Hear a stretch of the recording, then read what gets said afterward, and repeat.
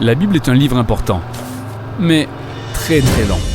Oui, c'est un recueil de différents livres écrits sur une très longue période qui racontent pourtant une seule et même histoire. Quelle est donc l'histoire de la Bible ? Eh bien, l'histoire commence par nous connecter à la pensée d'un être hors pair, le créateur de tout ce qui existe, c'est-à-dire Dieu. Par son pouvoir, il transforme le chaos et les ténèbres du monde encore informe pour en ressortir ordre et beauté, notamment un jardin où toute vie peut s'épanouir. Et pour couronner le tout, Dieu établit ces créatures connues sous le nom d'humanité. Ou Adam en hébreu. Et il les crée à son image.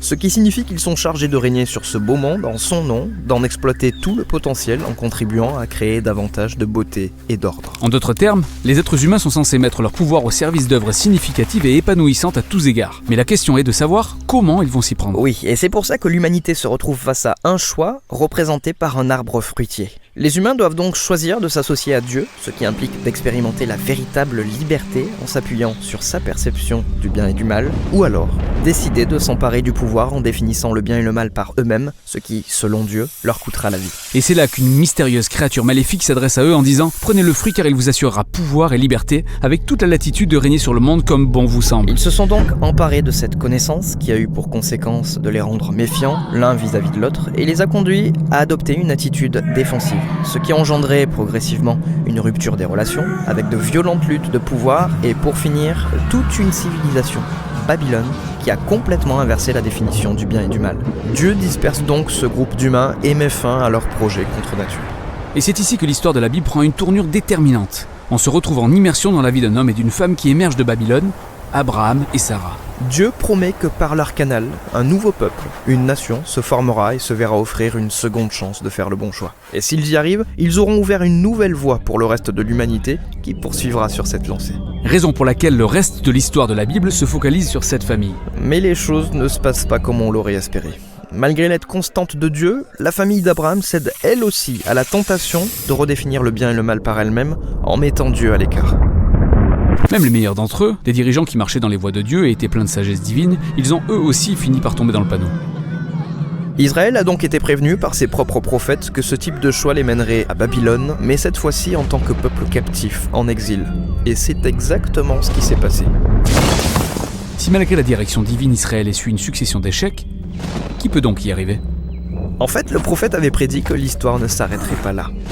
Car Dieu suscitera au sein d'Israël un nouveau leader qui portera leurs fautes, afin de régénérer le cœur et l'esprit du peuple pour les amener à faire le bon choix.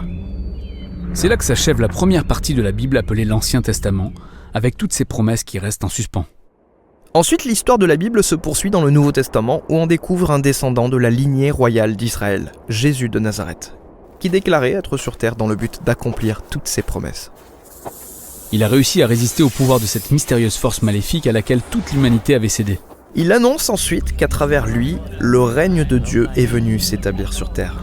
Jésus a approfondi la véritable définition du bien et du mal selon Dieu en précisant que le véritable pouvoir consistait à servir les autres. En clair, seuls ceux qui aiment les pauvres et aussi leurs ennemis règnent véritablement sur le monde selon Jésus. Plutôt déroutant ces propos.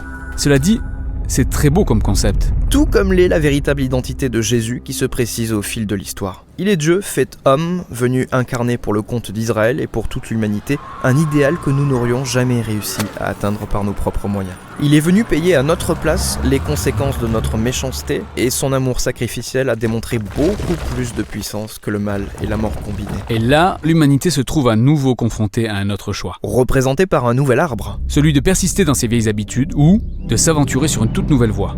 Et dans l'histoire, ceux qui choisissent la voie de Jésus se voient équipés par la puissance propre à Dieu. Ceux qui se savent aimer et pardonner par Dieu deviennent des personnes qui à leur tour aiment et pardonnent aux autres. Le mouvement de Jésus se propage rapidement à travers le monde par le biais de nouvelles communautés qui se créent avec des personnes engagées à marcher dans les voies de Jésus. Mais elles affrontent tout de même pas mal de problèmes.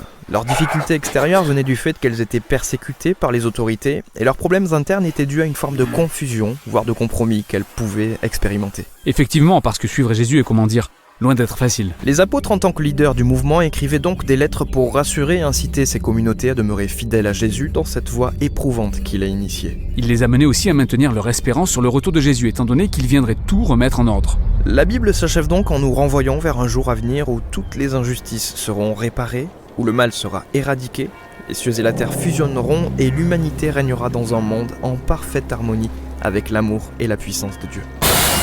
Et voilà pour l'histoire de la Bible, qui est en réalité une compilation de tous ces livres. Mais le plus intéressant est que chaque livre apporte une touche différente parmi les genres littéraires, ce qui donne un caractère unique à l'histoire dans son ensemble, et c'est ce que nous allons développer dans la prochaine vidéo.